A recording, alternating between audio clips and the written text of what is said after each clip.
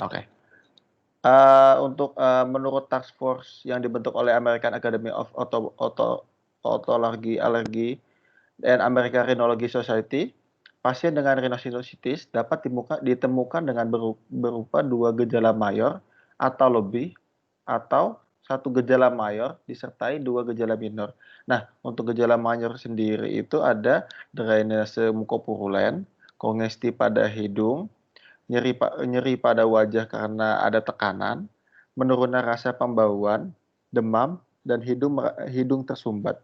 Dan untuk gejala minornya itu ada batuk, demam, tenggorok berlendir, nyeri kepala, nyeri geraham, dan apa nih? Nggak kelihatan tuh. Entah ini.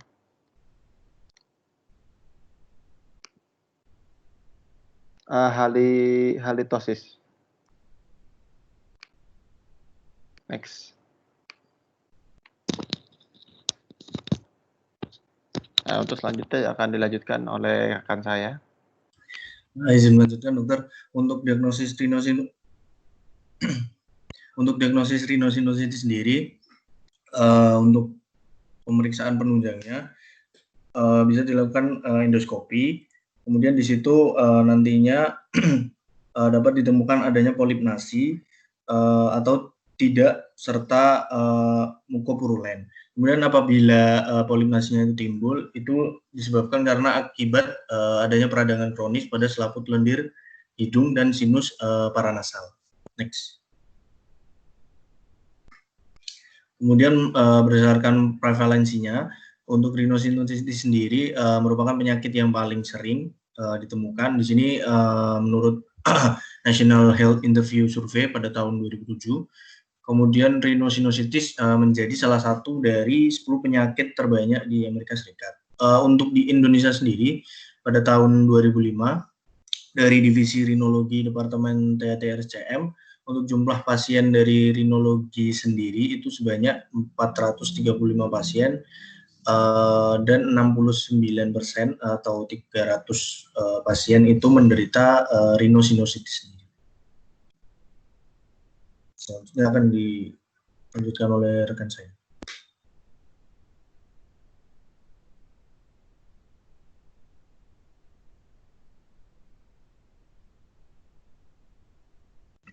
Selanjutnya untuk bab 2, laporan kasus. Next.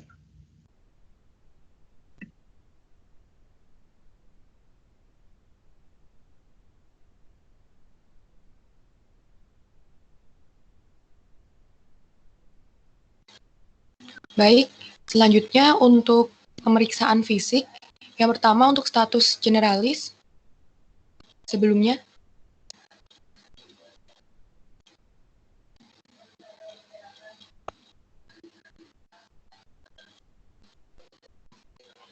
Untuk kesadaran umum baik, kemudian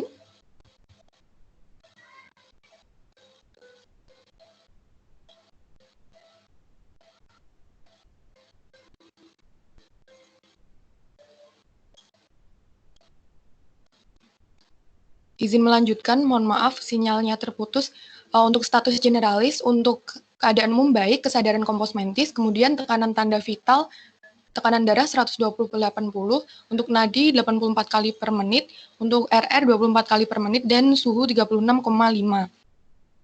Untuk status generalis dalam batas normal, kemudian untuk status lokalis pada telinga, pada CAE tidak ada edema, tidak ada hiperemis, tidak ada discharge, MT-nya intak kanan kiri, dan refleks cahaya positif kanan kiri.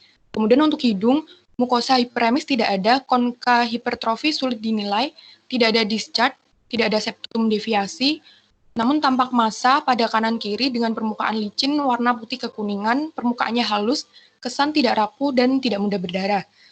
Untuk tenggorokan, arkus faring simetris, faring hiperemis tidak ada, tonsil T11 tanpa kripte, tanpa detritus, dan tidak ada post nasal drip. Selanjutnya, untuk status internus dalam batas normal, baik dari toraks maupun selanjutnya, maupun abdomen, jantung, abdomen, dan ekstremitas dalam batas normal. Selanjutnya,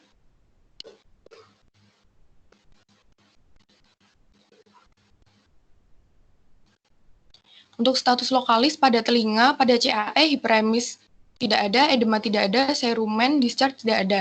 MT-nya intak kanan kiri dan refleks cahaya positif kanan kiri. Untuk hidung, mukosa hiperemis tidak ada, konka hipertrofi sulit dinilai, discharge tidak ada, septum deviasi tidak ada massa kanan kiri dengan permukaan licin, warna putih kekuningan, permukaan halus, kesan tidak rapuh dan tidak mudah berdarah. Untuk orofaring, arkus simetris, faring hiperemis tidak ada, tonsil T11, kripte tidak ada, detritus tidak ada, dan tidak ada post nasal drip. Selanjutnya, baik, untuk selanjutnya, untuk pemeriksaan penunjang, pada pasien ini dilakukan pemeriksaan nasoendoskopi, di mana dari hasil nasoendoskopi untuk hidung kanan itu di sini dapat dilihat bahwa terdapat polip, di mana polipnya berwarna putih kekuningan dan grade-nya itu 2. Lalu untuk hipertrofi konka itu sulit dinilai, untuk hiperemis tidak ada, lalu juga di sini dilihat ada discharge-nya, dan untuk septum deviasi tidak ada. Lalu pada hidung kiri itu juga dilihat ada polip yang lebih besar, di mana grade-nya itu 3, yang disertai dengan discharge. Untuk hipertrofi konka itu sulit dinilai, untuk hiperemis tidak ada, dan untuk septum deviasi tidak ada. Next.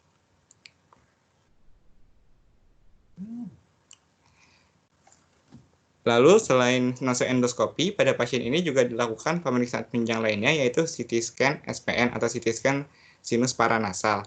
Dari hasil CT scan sinus paranasal ini didapatkan kesan yang pertama, adanya RSK atau rhinosinusitis kronik yang disertai dengan adanya polip nasi, baik itu pada kavum nasi yang kiri maupun yang kanan. Lalu juga dijumpai pada pasien ini adanya septum deviasi minimal yang ke arah kiri.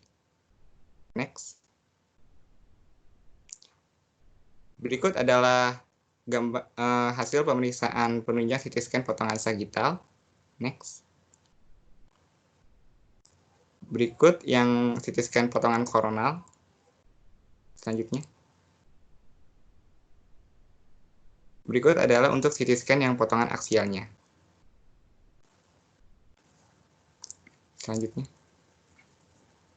Selanjutnya untuk daftar masalah, pada masalah aktif ditemukan hidung buntu, pilek, sekret mukopurulen, rhinosinusitis kronik, polip nasal bilateral. Pada masalah pasif terdapat nyeri kepala dan epistaksis. Next.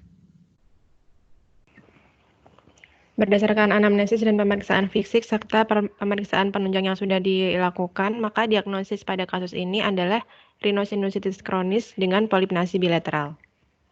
Next. Ya baik, untuk rencana pengelolaannya yaitu initial plan baik dari diagnosis tidak ada. Untuk initial plan terapinya yaitu medikamentosa, yang pertama ada antibiotik, yang kedua kortikosteroid topikal maupun oral, yang ketiga analgetik, yang keempat dikonstan. Untuk non medikamentosanya yang pertama ada irigasi hidung dengan larutan garam fisiologis atau konsultasi ke dokter spesialis THT. Next. Untuk rencana monitoring, pertama mengawasi keadaan umum dan tanda-tanda vital pada pasien, kemudian progresivitas penyakit antara lain hidung tersumbat dan keluhan sekresi hidung dengan sekret mukopurulen, dan mengawasi timbulnya efek samping dari obat.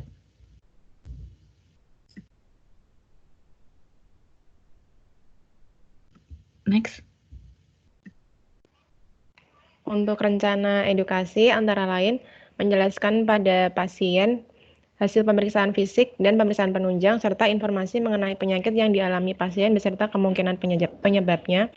Kemudian yang kedua, menjelaskan kepada pasien rencana terapi pada pasien baik medikamentosa maupun non-medikamentosa, meliputi cara pemakaian, efek obat terapi, dan efek samping yang akan timbul dari konsumsi obat.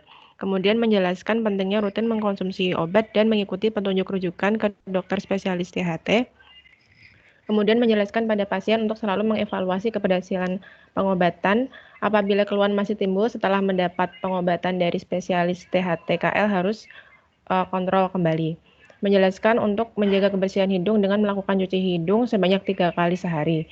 Menjelaskan supaya pasien istirahat cukup dan meminta pasien untuk menjaga pola hidup sehat dan dilarang merokok. Next.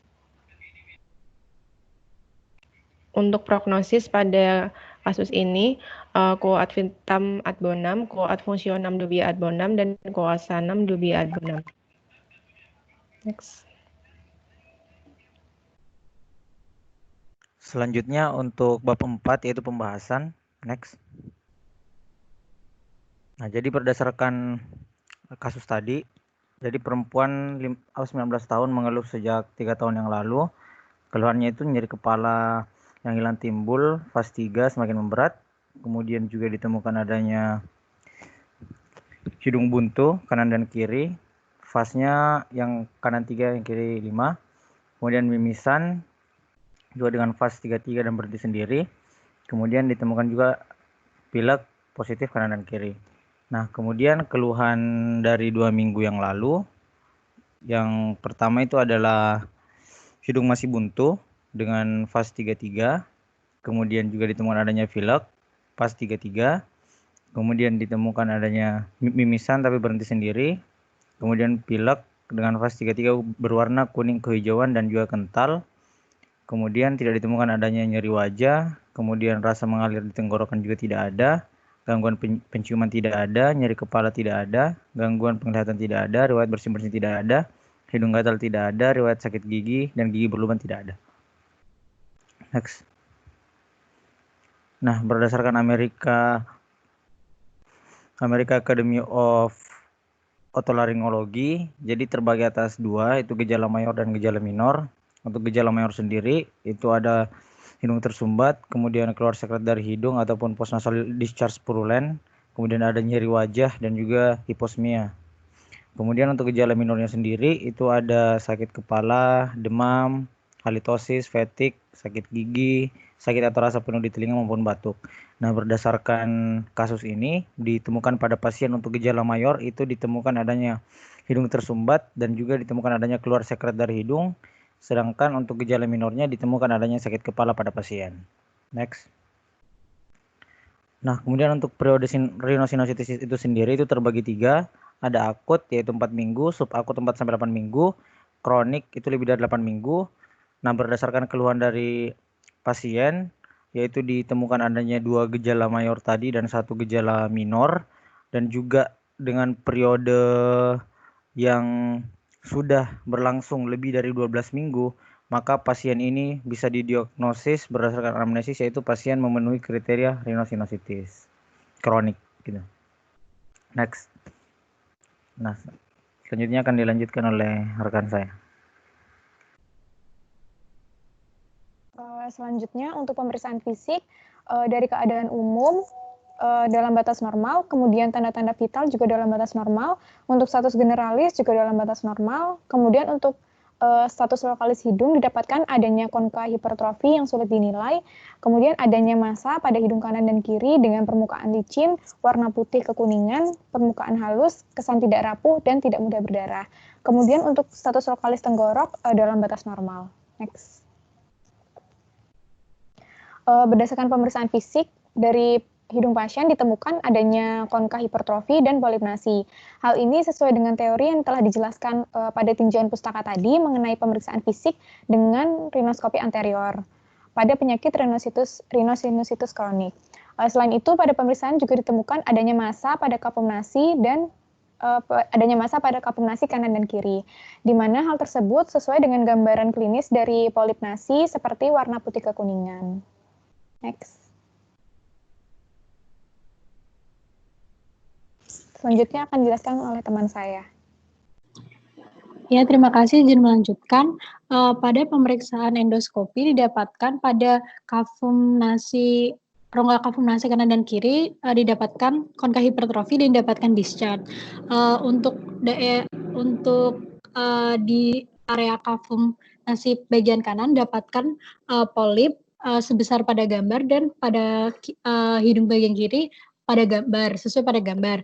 Nah, hal ini menurut McKay and Land didapatkan ukuran polip pada kapum nasi bagian kanan memasuki grade 2 yang artinya sudah keluar dari meatus media tetapi belum memenuhi rongga hidung. Sedangkan ukuran polip pada kapum nasi kiri memasuki grade 3 yang artinya sudah memenuhi rongga hidung. Next.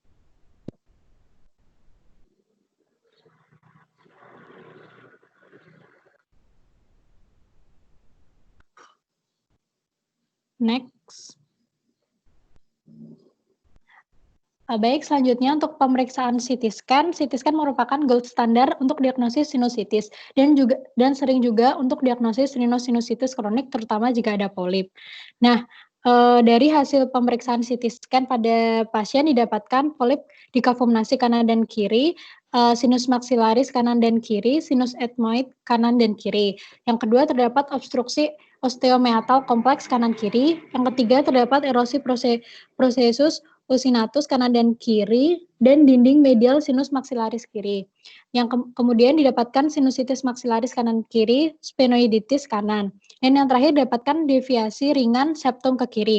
Hal ini sesuai dengan tinjauan pustaka, adapun hasil CT scan yang didapat pada pasien ini yaitu adanya obstruksi osteomeatal dan terdapat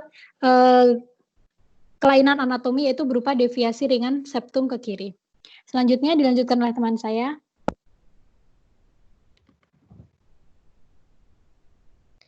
Di sini saya akan melanjutkan tentang tata laksananya. Sesuai dengan buku ajar ilmu kesehatan THTK LFK UI edisi 6, pasien dapat diberikan terapi medikamentosa berupa antibiotik, kortikosteroid topikal atau oral, analgetik, dan dekongestan. Di sini antibiotik diberikan untuk mengurangi infeksi bakteri pada sinus maupun sumber infeksi. Lalu kortikosteroid intranasal dan peroral bertujuan untuk mengurangi reaksi inflamasi serta mengurangi infiltrasi sel-sel radang. Lalu untuk dekongestan untuk membersihkan discharge pada nasal sehingga tidak menjadi media pertumbuhan mikroba. Untuk analgesik sendiri diberikan apabila pasien mengalami nyeri kepala kembali. Untuk penata laksanaan lebih lanjut, pasien dapat dirujuk ke dokter spesialis THTKL serta dapat diberikan edukasi mengenai 1. Tata cara mencuci tangan dengan mencuci hidung dengan dekongestan, yang kedua mengkonsumsi obat secara rutin, yang ketiga melakukan kontrol setelah obat habis untuk evaluasi terapi, dan yang terakhir menjaga kondisi tubuh dengan banyak istirahat dan tidak lupa mengkonsumsi makanan yang sehat serta multivitamin.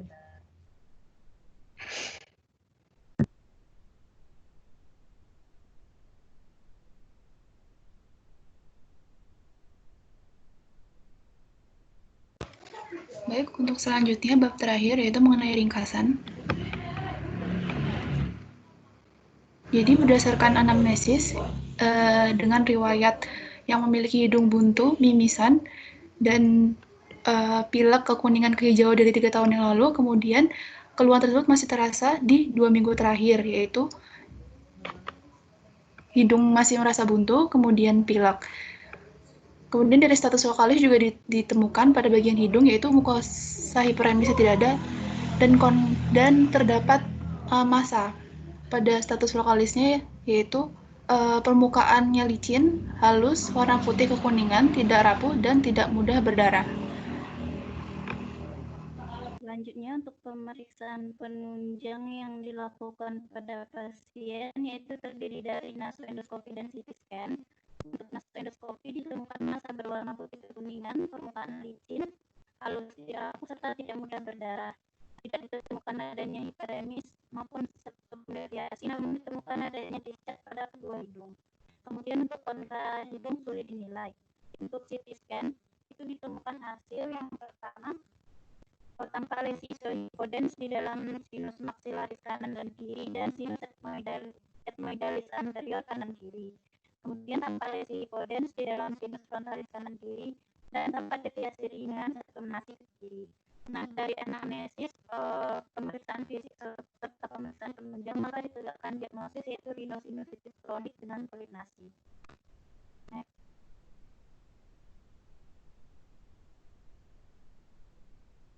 Next.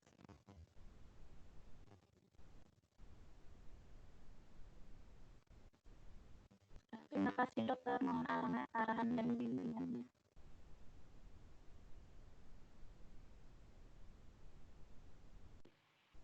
Baik dokter, untuk presentasinya sudah kami dukung. Ya, sorry belum saya unmute. Ya tadi terima kasih ya untuk presentasinya. Jadi sudah cukup bagus, ya PowerPoint-nya jelas. Ada beberapa yang saya note, nanti saya ingin kalian untuk konfirmasi jawaban dulu, baru setelah itu kita tanya jawab. Yang pertama tadi dari yang paling akhir ya, untuk tata laksana tadi disebutkan cuci hidung dengan dekongestan. Memang itu yang mau disampaikan atau mau dikoreksi?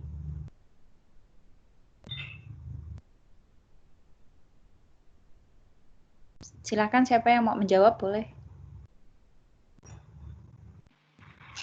Izin dokter, izin menjawab. Mungkin yang dimaksud dengan cuci hidungnya bisa menggunakan salin dokter, tidak menggunakan dekongestan. Tapi di sini kalian menuliskan dekongestan untuk membersihkan discharge pada nasal sehingga tidak menjadi media pertumbuhan mikroba. Memang begitu? Mungkin dari teman-teman ada yang membenarkan.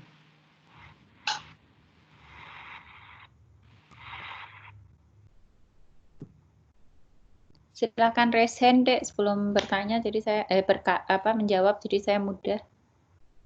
Tadi yang presentasi ini siapa ya namanya? Soalnya kalian waktu presentasi nggak memperkenalkan nama dulu satu-satu, jadi sulit mengikutinya.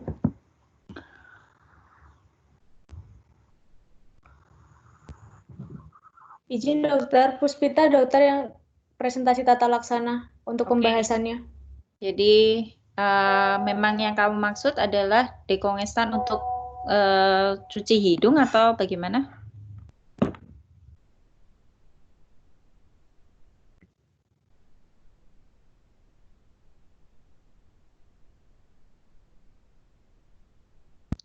Atau ada yang lain yang menyusun kemudian mau menyampaikan, saya lebih menghargai kalau bisa menyampaikan dengan disertai referensi ya. Atau kalau memang tidak ada referensi ya disampaikan alasannya boleh.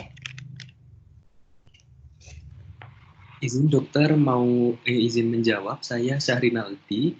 Ya, silakan. Mungkin menurut pendapat saya berdasarkan yang sudah saya ketahui dari beberapa kuliah sebelumnya, untuk cuci hidung biasanya bisa menggunakan larutan salin, dokter. Referensinya ini masih saya coba untuk cari lebih lanjut, dokter. Ya, yang membuat presentasi ini siapa?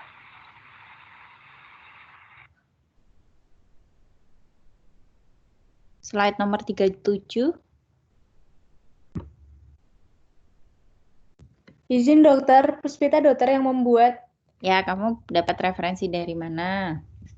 Izin dokter, saya membuat berdasarkan tinjauan pustaka di atas yang sudah dibuat, dokter. Oke, yang membuat tinjauan pustaka tentang terapi menggunakan cuci hidung menggunakan dekongestan siapa?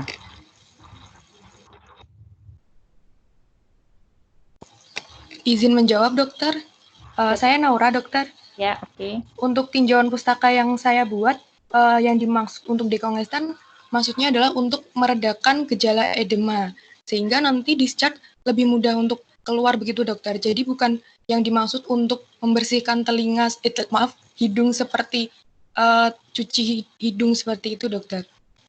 Ini efek dari dekongestan yang nanti bisa meredakan begitu, dokter. Oke, ya satu catatan dulu ya. Jadi untuk semuanya, salah satu kelemahan tugas kelompok adalah kalian tidak belajar secara total. Artinya apa? Artinya kalian hanya belajar bagian yang ditugaskan pada kalian saja. Padahal dari awal saya sudah menyatakan tugas dikumpulkan dalam bentuk kelompok, tapi saya menginginkan setiap mahasiswa atau setiap koas itu belajar sendiri sesuai materi yang diberikan. Ini hampir sama seperti kalian BPDM sebetulnya. Pada saat BPDM, masing-masing mencari referensi kemudian dibahas. Kalau ini kesannya kalian mencari sendiri-sendiri, kemudian kalian hanya membaca yang sudah disusun oleh temannya, kemudian menyimpulkan. Jadi kurang tepat ya. Jadi saya harap semuanya nanti memperbaiki diri, jadi semua membaca mengenai materi ini dari referensi yang sudah dikumpulkan oleh teman-teman kalian. Jadi kalian masukkan referensi tersebut dalam satu Google Drive, bisa diakses oleh semua atau dikirim semua, dan semua membaca satu persatu, gitu ya. Jadi tidak ada mispersepsi. Kemudian sekaligus saya membetulkan, jadi tepat tadi yang disampaikan Naura ya kalau nggak salah. Jadi irigasi hidung dan sinus itu menggunakan larutan salin, tujuannya ada banyak, sedangkan dekongestan topikal itu digunakan untuk mengurangi udem. Jadi fungsinya berbeda, cara pemakaiannya berbeda. Kalau larutan salin dicuci, untuk mencuci, untuk irigasi, jadi dialirkan. Kalau dekongestan topikal itu pemakaiannya adalah bisa dalam bentuk spray, bisa dalam bentuk tetes. Jadi dia fungsinya berbeda, isinya atau kontennya berbeda juga. Jadi itu harus diingat ya. Kemudian, apakah sudah jelas untuk yang ini ya? Sampun, dokter. Oke. Kemudian tadi note yang kedua, naik ke atas deh PowerPoint-nya. Tadi saya melihat pada laporan kasus, minta tolong untuk, ya, pada saat kalian memaparkan mengenai ini, nanti ada beberapa pertanyaan mengenai edukasi ya. Cuman nanti dulu, naik lagi dulu ke atas, pemeriksaan penunjang dulu, di laporan kasus saja. Ya. Nah, yang saya harapkan pada saat kalian menampilkan pemeriksaan penunjang adalah kalian bisa menjelaskan pada pemeriksaan penunjang ini apa yang terlihat sebetulnya. Jadi kalian bisa mendeskripsikan. Saya sengaja membuat deskripsi yang sangat minimal pada resume pasien saya karena saya ingin kalian bisa mendeskripsikan dengan lebih baik. Misalnya seperti ini, kalian yang saya harapkan adalah deskripsi masanya. Kan di sini disebut polip grade 2 ya. Jadi kalian bisa mendeskripsikan tampak misalnya massa warna apa. Tadi saya lihat sudah dideskripsikan pada pembahasan. Yang belum dideskripsikan adalah hasil pemeriksaan CT scan. Silahkan dibuka untuk yang CT scan. Kita mulai dari halaman 18 dulu. Oke. Ya, dari slide nomor 18 ini boleh di slideshow. Tadi siapa yang menyampaikan untuk ini? Saya, Dokter Dava. Ya, Dava. Dava bisa tidak mendeskripsikan gambar yang kamu lihat pada slide nomor 18 ini? Baik, Dokter. Ingin mencoba mendeskripsikan.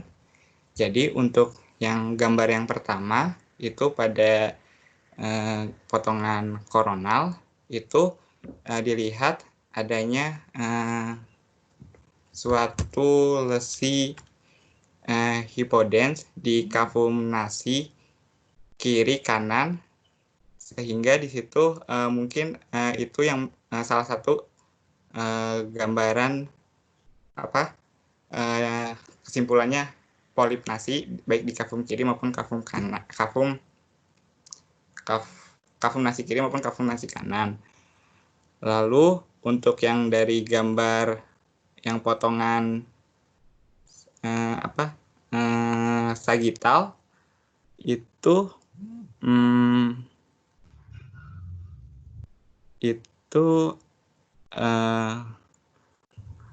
mungkin di yang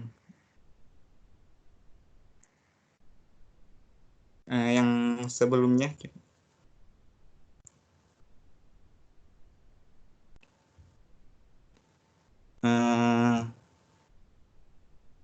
di sini mungkin ini ada sinus frontalis, di mana ada seperti gambaran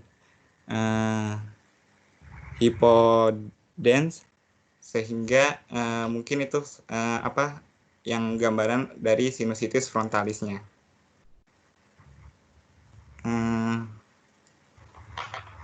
Mungkin seperti itu, dokter.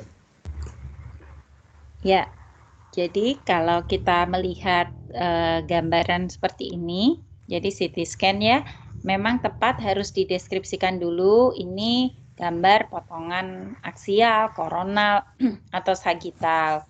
Kemudian fotonya ini dengan kontras atau tanpa kontras, gitu ya. Kemudian lebih baik lagi kalau kamu bisa menunjukkan ini sisi kiri atau sisi kanan, itu akan lebih baik. Apakah saya bisa minta izin untuk screen share?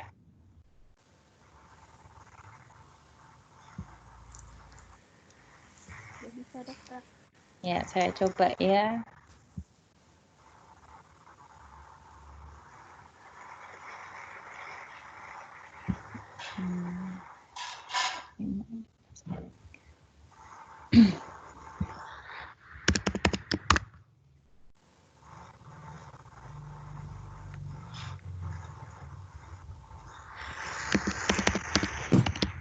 Soalnya dari kemarin tidak berhasil.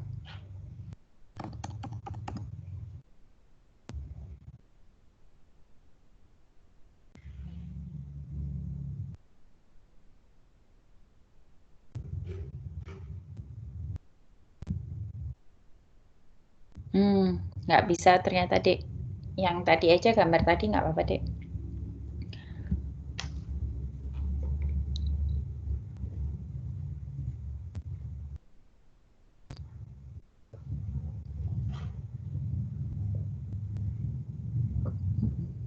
Ya, slide nomor 18 dulu ya. Oke, jadi di sini pada gambar pertama kita melihat potongan koronal, pada gambar kedua, jadi kita searah jarum jam ya, pada gambar kedua itu potongan sagital, gambar ketiga juga potongan sagital, dan gambar keempat potongan aksial. Di sini yang digunakan adalah CT scan polos tanpa kontras, kemudian dengan settingnya adalah bone window setting, bukan soft tissue. Apa bedanya? Pada setting bone window kalian bisa melihat jelas gambaran tulang. Jadi di sini kalian bisa melihat tulang pembentuk rim orbita, septum, sinus, dan selule pada sinus. Kalau setting yang lain atau soft tissue setting, kita tidak bisa melihat selule-selule, terutama sinus ethmoid itu akan sulit untuk terlihat. Terus yang kedua, pada saat kalian menampilkan, kalian harus menunjukkan sisi kanan dan sisi kiri. Tolong pointernya ditunjukkan sisi kanan pada potongan koronal. Di situ ada gambar R kecil. Bisa kelihatan potongan koronal, tolong ditunjukkan pakai pointer, jadi teman-temannya bisa melihat. Sebelah kanan, Dek. Sebelah pipi kanan. Kanan pasien, itu kiri pasien. Kira-kira potongan koronal jam 9, Dek, yang kamu tunjuk. Potongan koronal adalah gambar pertama.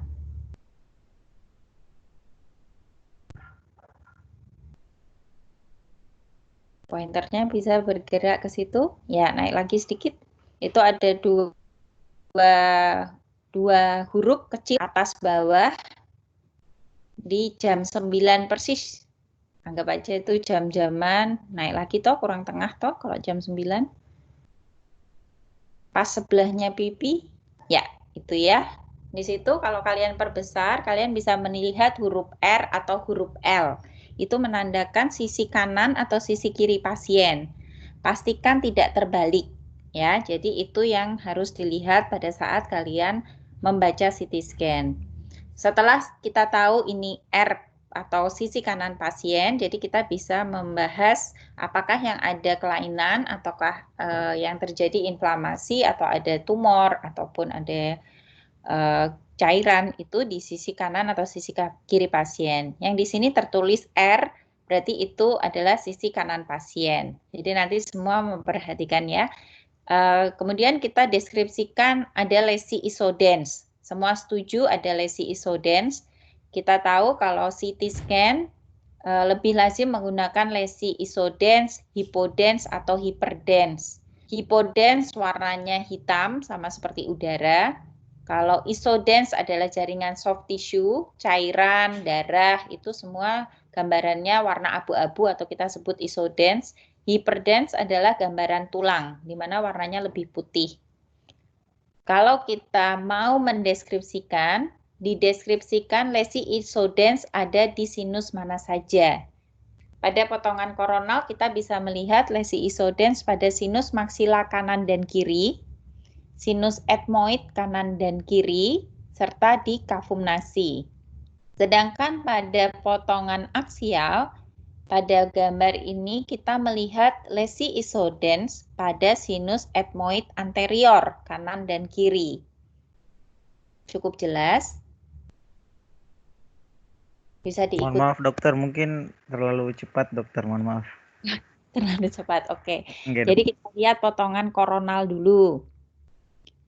Pada potongan koronal tadi ada tanda R di sebelah kanan pasien, itu menandakan sisi kanan pasien. Tolong ditunjuk tanda R-nya. Nah, di situ kalian bisa melihat R atau L. Jadi kalau R menunjukkan itu sisi kanan pasien.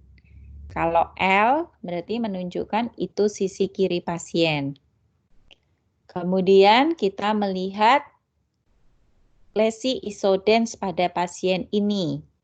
Sinus yang normal isinya adalah udara. Jadi harusnya rongga sinus itu gambarannya hitam atau hipodens. Pada pasien ini kita melihat ada beberapa sinus yang terisi lesi berwarna abu-abu atau isodens. Kita deskripsikan untuk sinus yang pertama gambar koronal, lesi isodens tampak pada sinus maksila kanan dan kiri. Tolong sambil ditunjuk boleh? Sinus maksila kanan. Itu kiri, Dek, kanannya pasien. Ya, sinus maksila kanan. Yang kanan bukan ini kiri. Kanan pasien sesuai huruf R yang tadi. Ya, lesi isodens di sinus maksila kanan dan lesi isodens di sinus maksila kiri.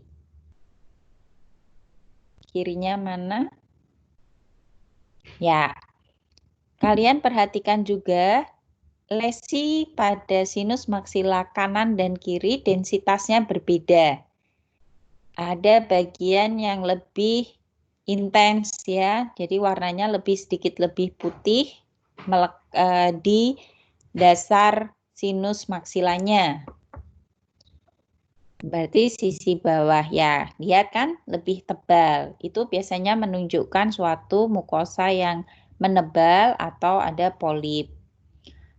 Gambaran lesi isodens yang lain bisa kita lihat pada etmoid kanan dan kiri. Tolong ditunjuk lesi pada etmoid kanan dan kiri. Kanan dulu. Itu kiri. Ya, kanan, kemudian kiri. Etmoid kiri. Ya. Selain itu, kita juga lihat di dalam kafum nasi ada lesi isodens, baik itu kafum nasi kanan maupun kiri. Sampai sini cukup jelas? Bisa diikuti?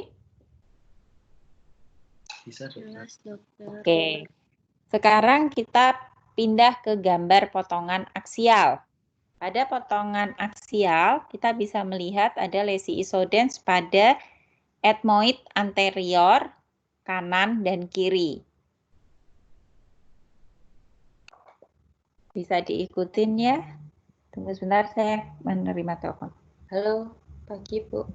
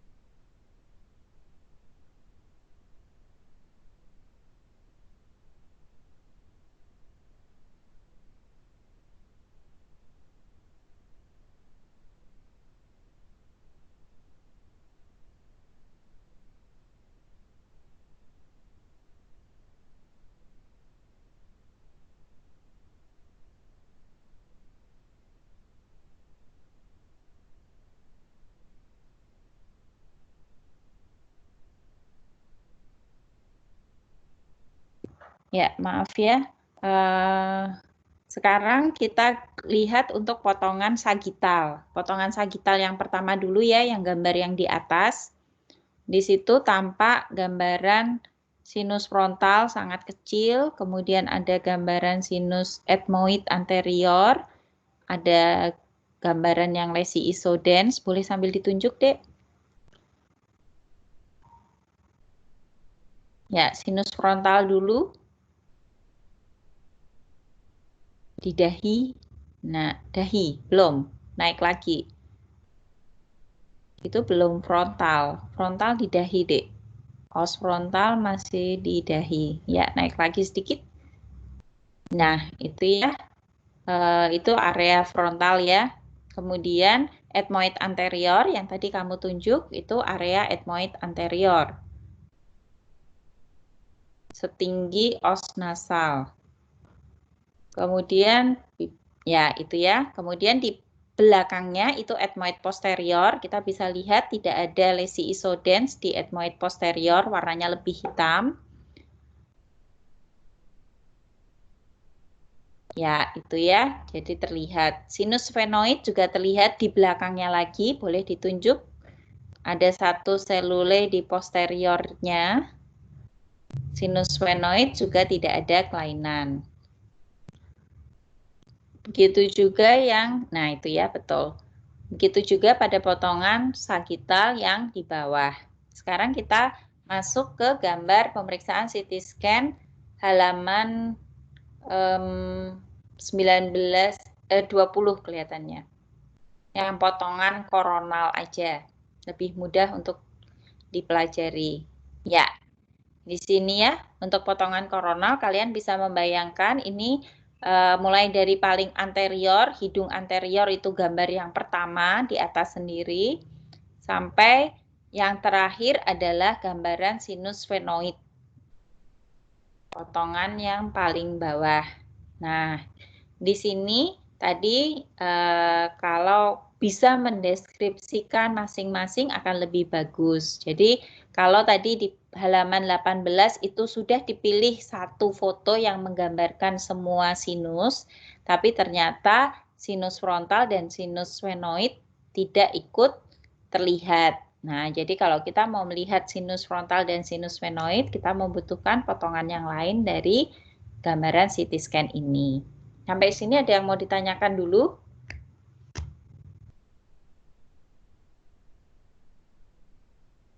Tes, Dek. Ada yang ingin ditanyakan atau sudah cukup jelas? Izin bertanya, Dokter. Boleh, silakan. Untuk Saya mudah Oh, saya Ratna Sarika. Ya. Izin bertanya, untuk foto untuk foto CT scan apakah selalu tanpa kontras, Dokter? Oke. Jadi pemeriksaan CT scan terbagi menjadi polos atau tanpa kontras dan dengan kontras. Dilakukan pemeriksaan CT scan dengan kontras bila kita curiga adanya tumor ganas. Karena pada tumor ganas akan terjadi enhancement atau penyangatan. Sedangkan kondisi inflamasi, kemudian tumor jinak, biasanya tidak menggunakan kontras.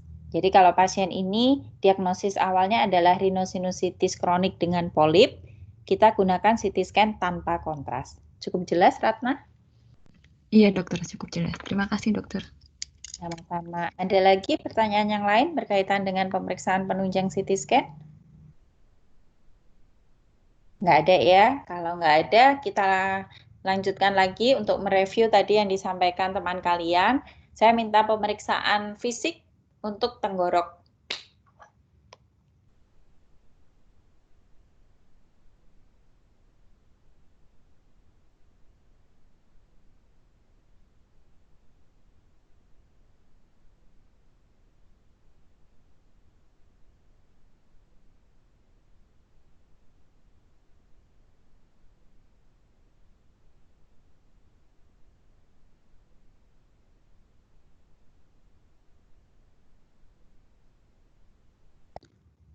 Ya, pada pemeriksaan fisik tenggorok, loh tadi benar.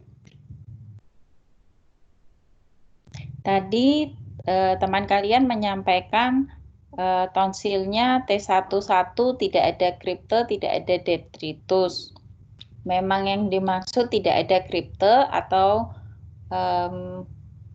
keliru menyampaikan. Jadi yang membacakan ini siapa? Naura ya? Iya dokter, Naura dokter. Izin menjawab tadi keliru menyampaikan dokter. Harusnya kriptenya tidak melebar.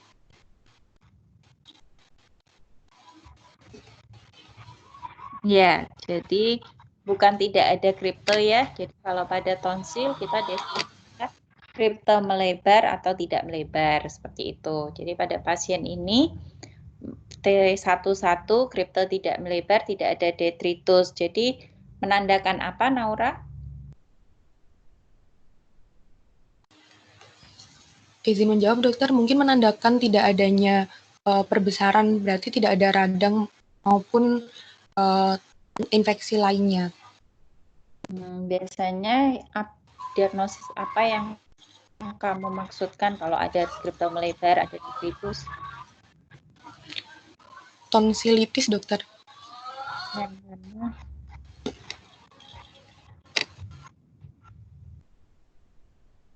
Tonsilitis yang mana?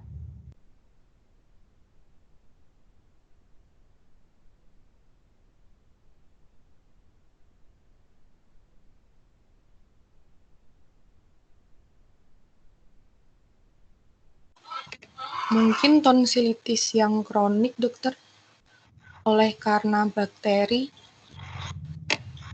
Ya, jadi kalau ada gambaran kripte melebar, itu menandakan adanya tonsilitis kronik. Kalau adanya detritus, bisa menandakan suatu infeksi yang kronik, eksaserbasi akut, atau keadaan akut, ya. Ya, oke. Sekarang, jadi tadi beberapa sudah dikonfirmasi, ya. Sekarang kita mulai untuk diskusi tanya-jawab ya. Jadi saya ingin kalian nanti menjawabnya, silahkan siapa yang ingin menjawab tolong raise hand ya Dek. Di situ kan ada klik raise hand ya. Jadi saya mudah untuk, misalnya ada lebih dari satu yang mau menjawab, saya mudah untuk menentukan. Pada saat kalian anamnesis, boleh dibuka untuk anamnesisnya. Gimana cara kalian menganamnesis, menanyakan mengenai keluhan pasien disertai dengan skor FAST-nya? Boleh dicontohkan salah satu?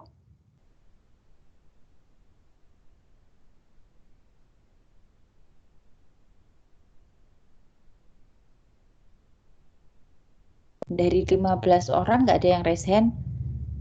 Oh, ada satu yang raise hand, 2. Oke, Ilham. Izin menjawab dokter, untuk menanyakan FAST nih dokter. Ya, gimana cara kamu anamnesis pasien ini deh kira-kira, pertanyaannya gimana? Untuk pertama kan ditanya untuk keluhannya dulu dokter, dari awalnya keluhannya seperti apa, mungkin mengganggu atau tidak. Kemudian untuk fase-nya sendiri ditanyakan juga dari scoringnya dokter, dari misal untuk misal di sini kan untuk analisisnya ada nyeri kepala nih dokter yang hilang timbul. Ya. Kemudian bisa ditanyakan untuk nyerinya. Nanyanya gimana? Kan ini kan karena kalian nggak ketemu pasien, jadi saya minta kamu bertanya ke saya selaku pasien. Oh iya dokter. Ibu, dari nyerinya itu semisal saya kasih angka Ibu dari 0 sampai 10 untuk nyerinya itu di angka berapa gitu? Maksudnya gimana ya dok? 0 sampai 10, 10 apa? Dari 0 itu dari yang tidak nyeri sama sekali sampai 10 itu yang nyeri sekali. Nyeri sekali itu maksudnya sampai kayak gimana dok maksudnya? Sampai mengganggu aktivitas. Nah, gitu ya. Jadi itu kan termasuk teknik anamnesis ya. Gimana cara kalian bertanya sehingga pasien itu bisa memberikan informasi seperti yang kalian butuhkan. Oke, terima kasih Ilham. Tadi saya lihat ada juga yang raise hand. Dek, jangan diturunkan dulu handnya sebelum saya klik. Siapa lagi yang mau mencoba menjawab? Di sini selain sakit kepala, ada keluhan yang lain. Silakan Andi, gimana kamu menganalisis keluhan yang lain? Kamu bertanyanya bagaimana? Saya maunya spesifik langsung. Andi Aditya. Halo, bagaimana dokter? Kurang. Ya. Gimana kamu menanyakan pasien tentang keluhannya untuk tahu skor FAS-nya berapa? Kamu boleh pilih untuk keluhan yang selain sakit kepala. Oh iya, baik dokter, mungkin agar kalimat kita bisa mudah dicerna sama pasien dan juga sesuai dengan yang kita inginkan, mungkin bisa kita buat lebih sederhana dalam skor FAS-nya. Mungkin kan ini ada 5 skor FAS, jadi mungkin untuk skor 1 kita bisa anggap itu ringan, kemudian mungkin 2 itu kita bisa anggap sedang, kemudian 3 itu bisa kita ringan, sedang, kemudian berat, kemudian mungkin mungkin yang 5 itu sangat berat begitu dokter. Nah, mungkin untuk jadi seperti kayak pasien dengan, saya sela sebentar ya.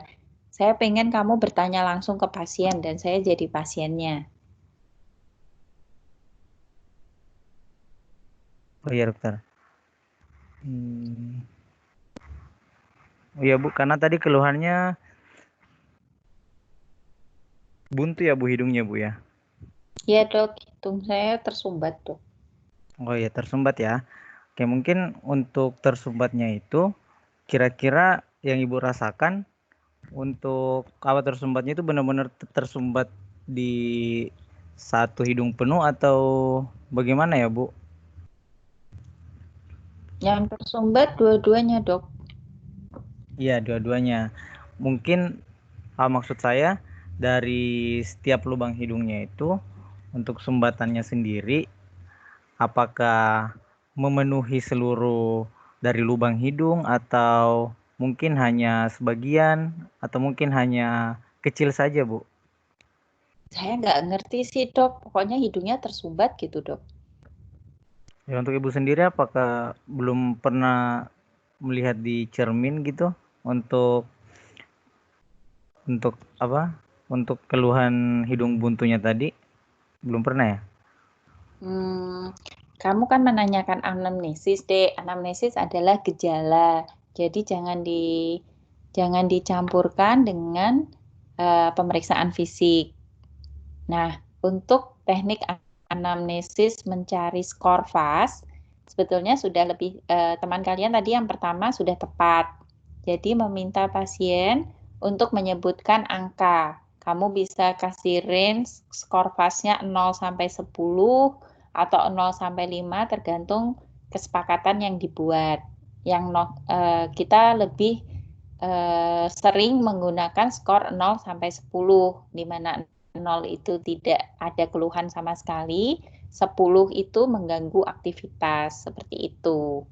Jadi memang lebih pas kalau pasien diminta mendeskripsikan misalnya hidung tersumbatnya, Bu, hidung tersumbatnya tuh yang kalau sisi kanan itu benar-benar nggak bisa bau, nggak bisa buat menghirup napas atau menghembuskan, atau bisa tapi terganggu sedikit atau terganggu banyak. Nah, itu kalian boleh bertanya begitu. Kemudian pasien diminta untuk menyebutkan. Jadi kalau misalnya dinilai dari 0 sampai 10, keluhannya itu mengganggunya di angka berapa. Nah, itu mungkin teknik untuk anamnesis ya.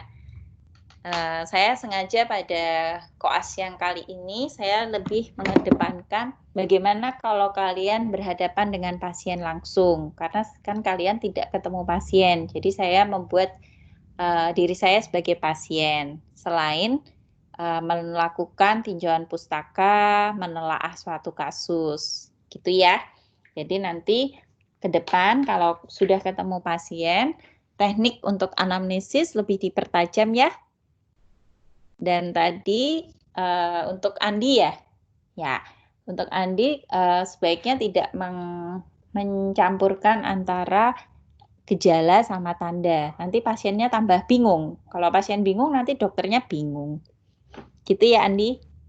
Oke, dokter. Makasih, dokter. Sama-sama. Oke, terima kasih untuk sudah mencoba untuk bertanya. Memang kalau tidak dilatih, tidak dicoba, kita tidak tahu kesulitannya ada di mana, gitu ya. Pasien kayak saya itu banyak, Dek, yang tadi saya coba berpura-pura jadi pasien. Karena biasanya pasien di Rumah Sakit Karyadi sudah sering dianamnesis oleh koas dan residen, jadi mereka kadang menjawabnya tidak sabar kalau ditanya yang tidak jelas seperti itu ya.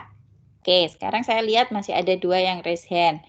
Saya ingin memberi pertanyaan. Dari anamnesis ini, tadi kan kita sudah membahas ya gejala dan tanda untuk rhinosinusitis. Tadi yang kalian pakai adalah kriteria berdasarkan AAO HNS ya, kalau nggak salah. Ahmad? Gitu, dokter. Ya, kan tadi kita pakai AAO HNS. Oke, sekarang jangan dirubah dulu, Dek, slide-nya, Dek, tetap di anamnesis. Jadi kalau menggunakan kriteria AAO HNS tadi, pada anamnesis tadi, tadi yang anamnesis pertama aja. Kita mau mencocokkan anamnesis pasien, ya keluhan pasien dengan kriteria diagnosis yang ada.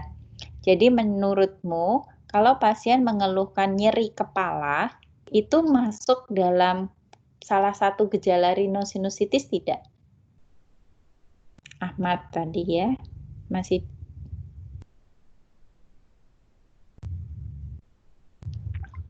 Mungkin bisa ada kecurigaan untuk lari ke rhinosinusitis ya, dokter. Kenapa? Dikarenakan mungkin dikarenakan ada kata-kata pasien dengan rhinosinusitis bila disertai dengan nyeri kepalanya itu, dokter. Oke, sekarang kamu punya catatan sendiri toh tentang kriteria untuk AAO HNS. Boleh dibaca kriteria gejala rhinosinusitis berdasarkan AAO HNS. Gejalanya apa saja?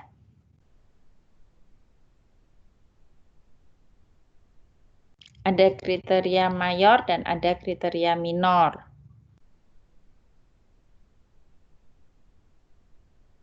Sebentar ya, dokter. Belum ketemu. Yang lain dulu. Nadia.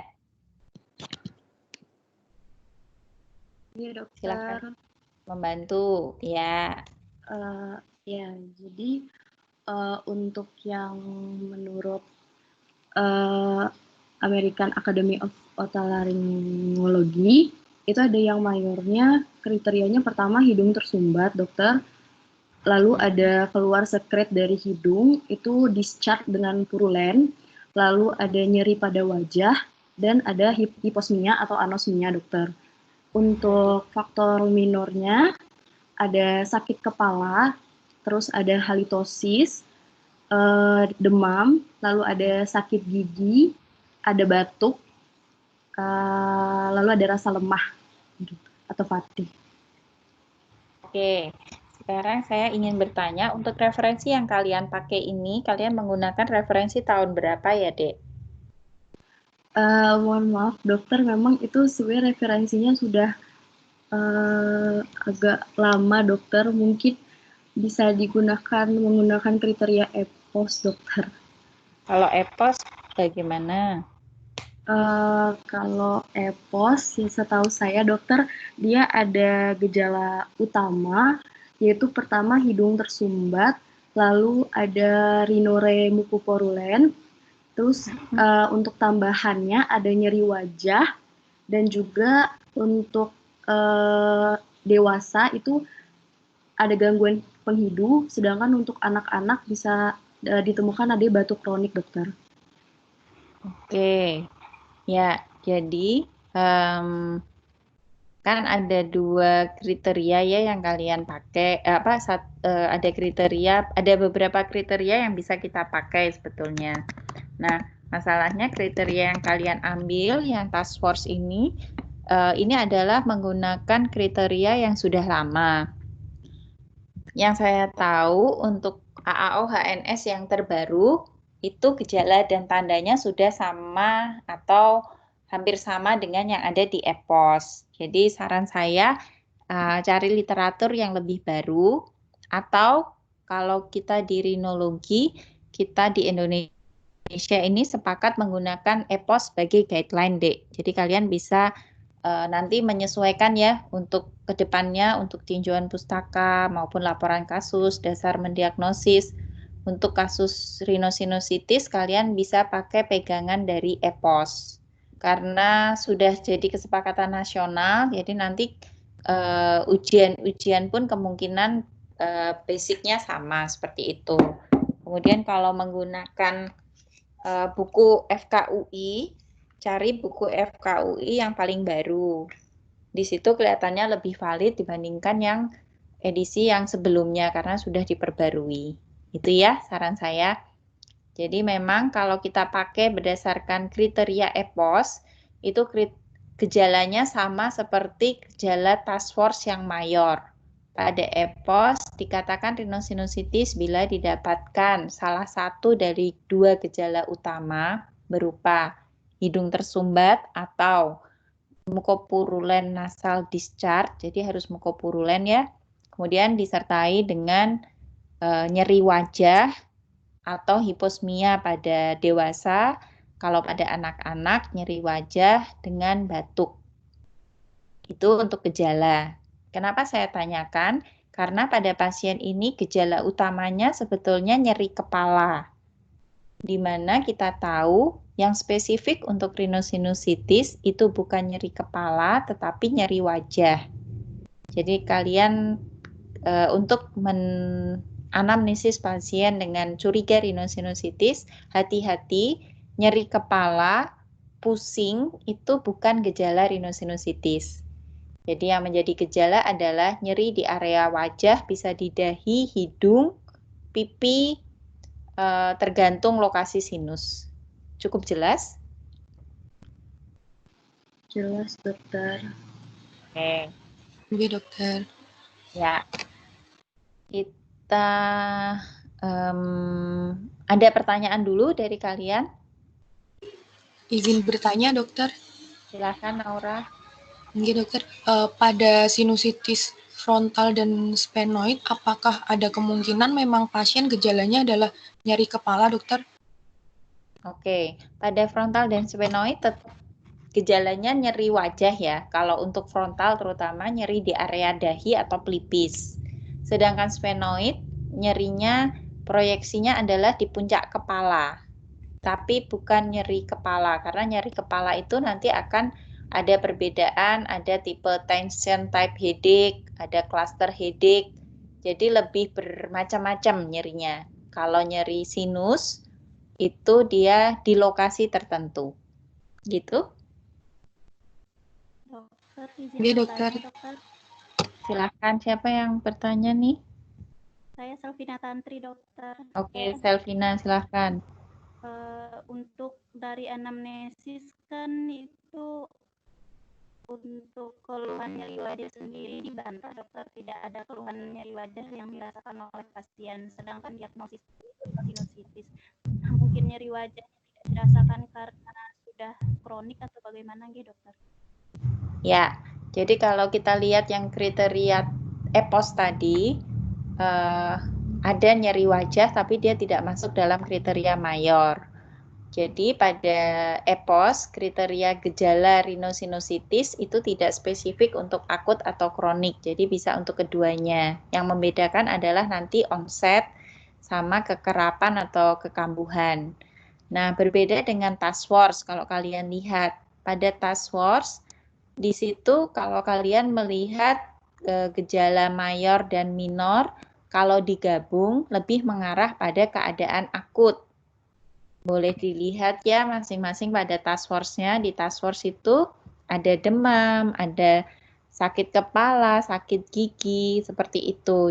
Itu lebih ke arah akut. Jadi kalau kita berbicara rhinosinusitis kronik, di mana suatu proses inflamasi kronik nyeri tidak menjadi hal yang dominan, Jadi kemungkinan memang pada pasien-pasien kronik tidak lagi mengeluhkan nyeri wajah, tetapi mereka lebih mengeluhkan hidung tersumbat atau mukopurulen nasal discharge. Pada EPOS disebutkan mukopurulen nasal discharge-nya itu bisa pilek dengan ingus yang keluar dari nares anterior ataupun yang mengalir ke tenggorok yang kita kenal sebagai postnasal drip. Begitu, Selvina. Baik, terima kasih dokter. Sama-sama. Ada lagi? Ada yang ingin bertanya lagi? Silahkan. Karena kalian punya janjian dengan Dr. Willy 10.30 kalau nggak salah ya? Iya dokter, tapi sampai saat ini belum dikonfirmasi. Sudah saya cek, belum dibaca dokter. Oke, ya nggak apa-apa. Kita sambil menunggu Dr. Willy. Kalau ada yang ingin bertanya, silahkan. Izin bertanya, dokter. Ya. Saya Puspita izin bertanya, dokter. Untuk kasus sinusitis.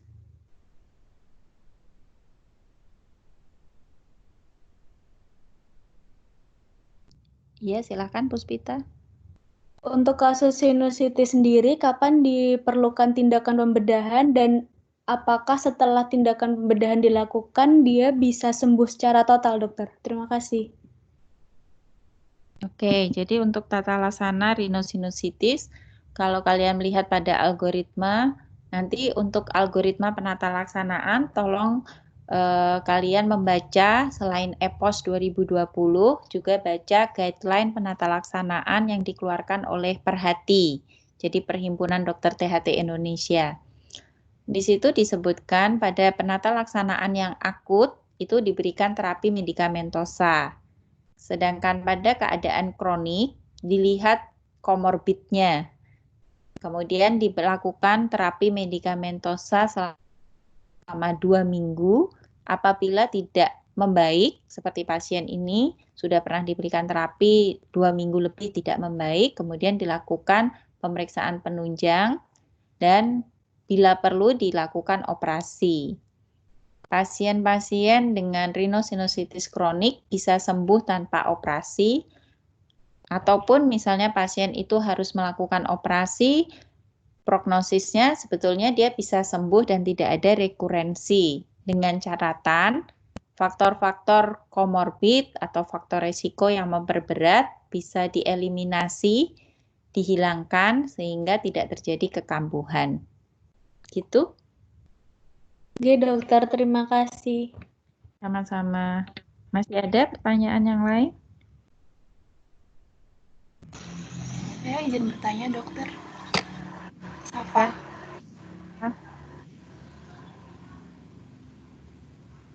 Halo. Ya, silahkan Safa.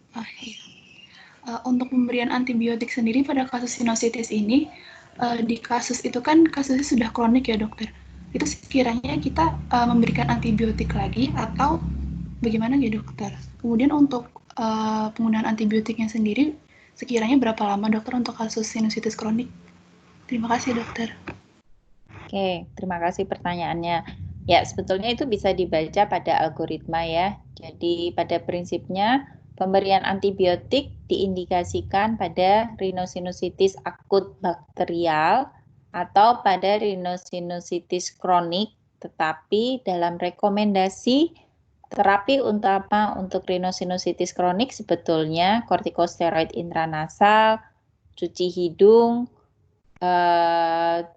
antibiotik bisa diberikan pada keadaan-keadaan tertentu.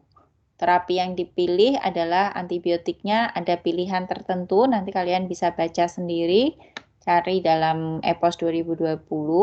Di situ pemberian terapinya lebih disarankan low dose tapi long term, karena keadaan kronik itu berbeda dengan penata laksanaan akut. Nanti kalian juga bisa melihat pilihan antibiotik yang dipakai untuk kronik dan akut berbeda. Pada keadaan akut masih bisa digunakan antibiotik klinik pertama seperti amoksisilin. Sedangkan pada keadaan kronik pilihannya adalah antibiotik klinik kedua. Beberapa guideline yang dari luar negeri yang terbaru merekomendasikan pemberian doxycycline. Tetapi untuk penelitian-penelitian yang sudah ada untuk kronik masih juga disarankan pemberian seperti clarithromycin seperti itu untuk atau amoksisilin clavulanat sebagai pilihan antibiotik terapinya. Begitu, Safa. Iya, dokter. Terima kasih, dokter. Oke, sama-sama. Saya mohon maaf karena saya masih ada kuliah yang lain. Untuk sementara saya cukupkan sekian. Saya minta untuk diperbaiki ya, terutama untuk referensi. Tolong ditambahkan tadi kriteria diagnosis sampai penata laksanaan berdasarkan EPOS 2020, kemudian guideline penata laksanaan dari Perhati. Nanti revisi dikirimkan ke saya ya, boleh lewat WA, boleh lewat email. Baik dokter. Ya, terima kasih. Silakan ditutup. Terima kasih Dokter Ana, spesialis THTKL atas bimbingan dan juga arahannya. Terima kasih juga untuk teman-teman yang sudah mau ikut serta berdiskusi. Diskusinya saya cukupkan, kurang lebihnya mohon maaf. Wassalamualaikum warahmatullahi wabarakatuh. Waalaikumsalam warahmatullahi wabarakatuh. Terima kasih dokter. Terima kasih dokter. Terima kasih banyak dokter Ana.